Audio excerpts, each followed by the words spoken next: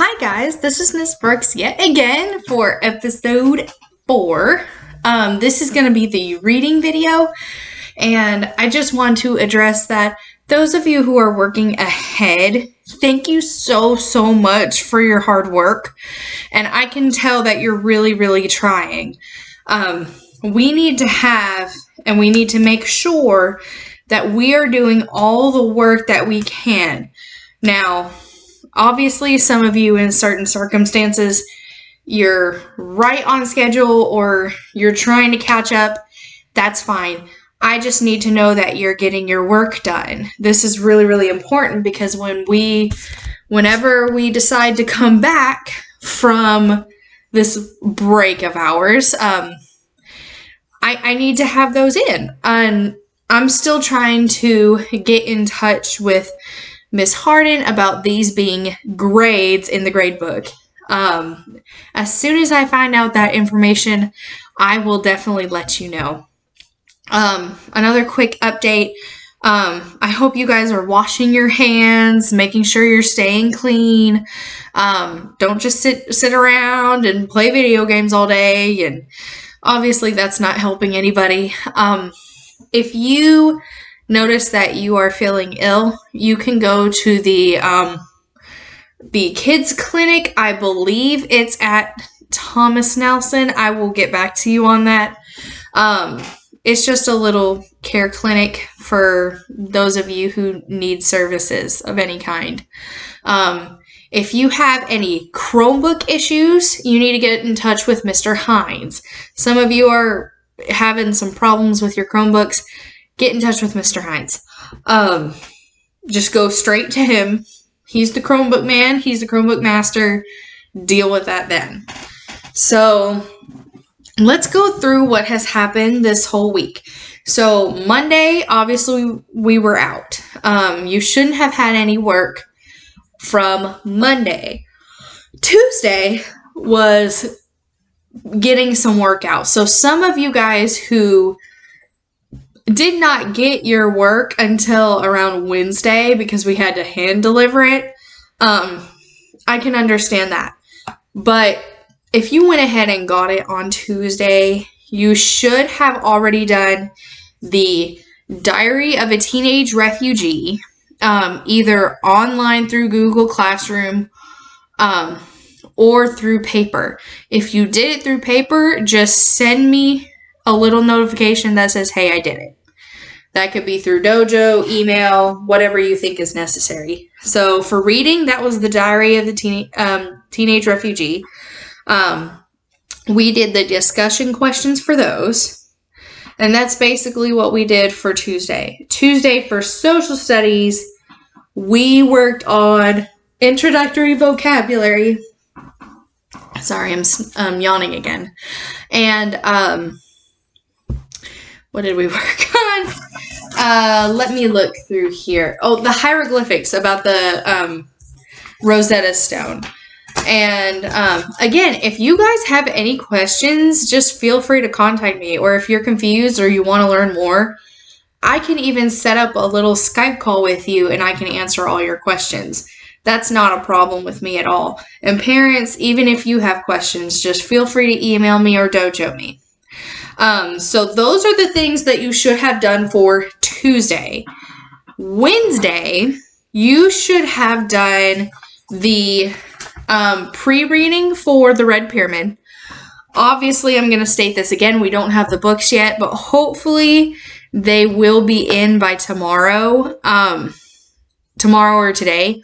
And once we figure out a system on how to get more work to you guys, we will distribute those out.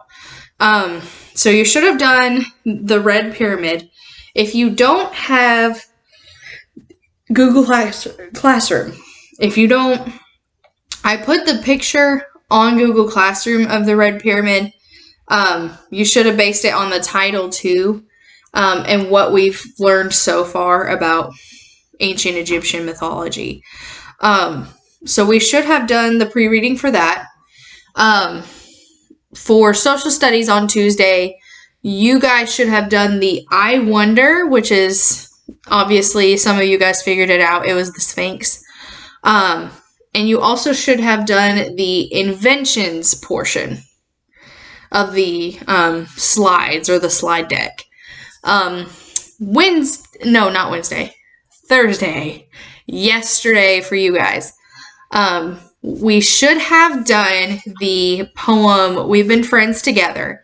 You can either do that on Google Classroom or you can do it through paper copy. Again, if you do anything through paper copy, you let me know that you did it. Just so we can get accurate data put in for that. Social studies for Thursday. You should have done the identify it with the symbols of ancient Egypt and the artifacts. That should have been done. Again, if you guys have any questions about those or you want to learn more information, I can definitely get that to you guys. Again, show me if you've done those because we need those in. So far, this is the Friday video. I might put it up a little early. That's why you'll see me kind of switch back and forth. And you'll see I'm in a new little section. That's because today's my fiance's day off and he wanted to play some video games. So he's out in our living room playing video games and we are in the messy spare bedroom. But we'll figure that out. Thinking about turning this into a nerdy cave. Like put Star Wars stuff and everything everywhere. But again, if you have any questions, feel free to let me know. Thursday, you also have the option of doing the little pyramid made out of paper that came with your stuff. I got some pictures. Thank you for sending those in. I absolutely think they're cute. You can color them if you want. I just really want to see those made and see them be put together. I think it's really, really cute. But let's go ahead and move forward with this video. Today, for now on, with assignments with the video, I'm going to put the day that it's supposed to be done and the assignments. So you will see that in the description box below on, okay, this is what you need to do today. This is the stuff you need to get done. So let's move on to what we're doing today. So today is another review day for figurative language. So many of you guys, I have noticed, we are repeating the same examples of figurative language and phrases that it's becoming overdone, and I'm almost worried that you can't create your own. And we need to get to the point where we can create our own and actually understand what each definition means. So you should have gotten this in your notes. Now, obviously, you don't have to find a dice in your house somewhere and roll it. Up to you. If you have dice at home, great. You could do this. But if you don't have a dice, you can just pick one. I'm not going to be super, super picky. So we're going to review again what each form of figurative language is. I'm going to create my own examples, but I want you to really think about your own examples, like things that you create, and that shows me that you fully understand what each form of figurative language is. Okay, so let's look at this sheet first. The first one is write a poem using 3 similes. So you can write any form of poem that you want as long as it has 3 similes in it, which should be easy because the day before we read a poem. Number 2 is write 2 examples of alliteration. Illustrate each example. When I'm asking for you to illustrate something, that means I want you to draw it. When you see a picture book and you say, written by so-and-so, illustrated by so-and-so, illustrated means they drew the pictures in the book. So 2 examples of alliteration, and then illustrate each example. Number 3, write a letter to a friend. using 3 examples of figurative language. So 3 separate types of figurative language. 3 separate types. And if you do this one, I want you to underline each form of figurative language you used and what type it was. Because we're going to get to the point where I might see 2 similes and a pun, but you're really supposed to use 3 different types. So a letter to a friend, I could send those out depending on how many people do that one. I think it's a really cute idea. Write a hyperbole and illustrate it. A hyperbole, guys, is extreme exaggeration, and we'll get into that later. Illustrate it, draw a picture. Number 5 is write a short story using 4 examples of figurative language. So a short story could just be a little story that you create on your own, and you use 4 different types of figurative language. So 4 different types instead of 3. So you could do a hyperbole, you could do a simile, you could do a pun, you can do an idiom, you could do an onomatopoeia. It's completely up to you. And the 6th option is write an idiom and illustrate it. So again, illustrate means to draw it. Because I know you guys really like to draw. So let's go ahead and go through, again, reviewing some of these forms of figurative language. Again, I really want you to focus on creating your own and being original with your idea. A lot of times we see something we like and we're like, all right, we're just gonna take it. And I'm gonna keep using this one just so the teacher's like, hey, this is an example, but I want you to fully understand what each one means. So a simile obviously is a comparison of 2 things using like or as. So you can't say I like cheese, and that's not a simile. You're not comparing I to cheese. That's just weird. Now, if you said, if you wanted to say hot cheese is like lava because it's so hot, then that works because you're comparing hot cheese to lava. You could get so creative with those. You can also get very silly with it. That's why I like figurative language a lot. You can get silly with it and it be acceptable. So that would be a form of a simile. You are using like or as. So the queso, the cheese dip, was like hot lava. You can compare the heat between the 2. Or she was as delicate as a flower. She used as there. So like or as, either one, that is a simile. A metaphor does not use those. It is still a comparison. So you could say, like we've said a few times, Tristan is a tank, which if you don't know, Tristan is my fiance. He's just like, I'm sturdy and strong, and I'm comparing him to a tank, but what I'm doing is I'm kind of saying he's a tank even though he's not. But it's still a comparison of 2 different things. He could have easily said, Miss Brooks is a pansy. When someone calls someone a pansy, they just mean like they're a little shy, they're delicate. Because pansies are actually like little flowers. You could say they're delicate. They're just sensitive. You could say any of that. One thing we're trying to get better at is keeping it non-offensive. To me, we just joke about it. That's why it's funny. But metaphor, come up with your own. Hyperbole. So some people mix up hyperbole with a metaphor. The big thing with metaphor, it's comparing 2 things. Hyperbole is just an extreme exaggeration.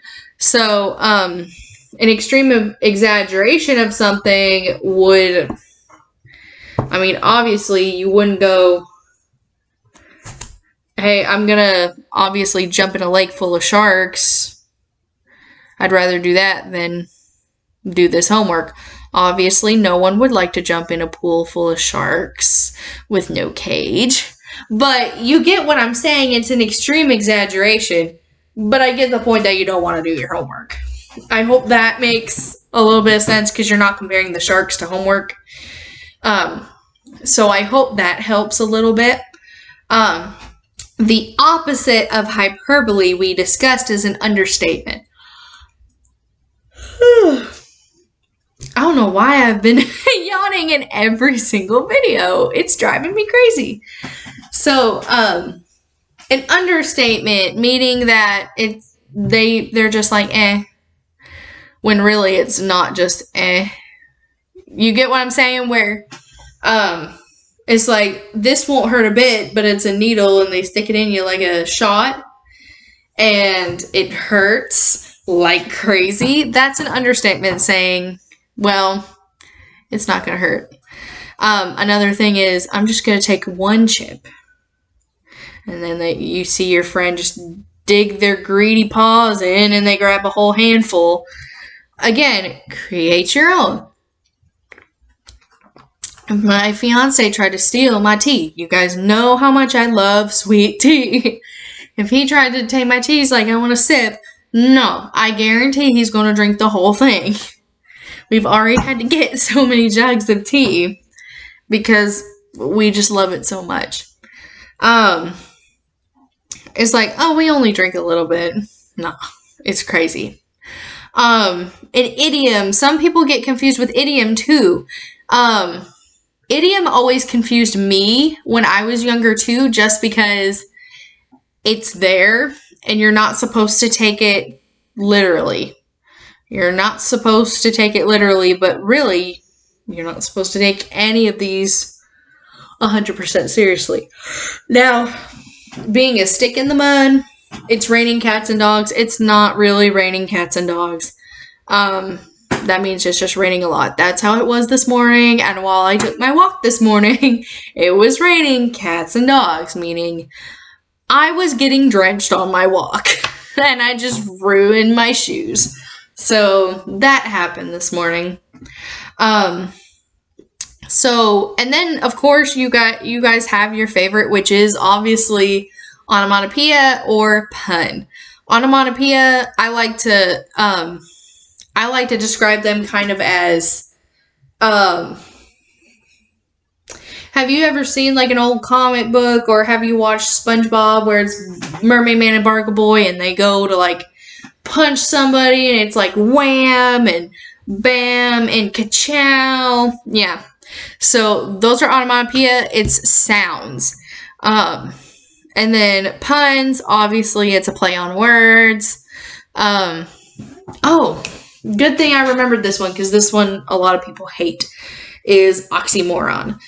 So oxymoron, 2 words. If you see something on your sheet of paper that's 2 words, more than likely it's oxymoron. The big thing though is this word has to be the opposite of this word. Does that make sense? It's almost like the complete opposite. So, having a known secret. Secret, nobody's supposed to know it, but how is it known? This is like a known secret. Yeah, doesn't make any sense. Some of you guys have been saying pretty ugly. That one can get a little offensive. Another thing is passive aggressive. When someone's passive aggressive, they're trying to fight against something by being nice about it. Just being like, hey, we're not going to fight you. We're just going to stand out here and be like, that's bad. You know, when someone's aggressive, they're usually going to get in there and try to fight it out. Passive means they're kind of holding back. So that's why it's kind of contradictory. Okay, so again, you guys should know what to do with this one. This is supposed to be hard copy.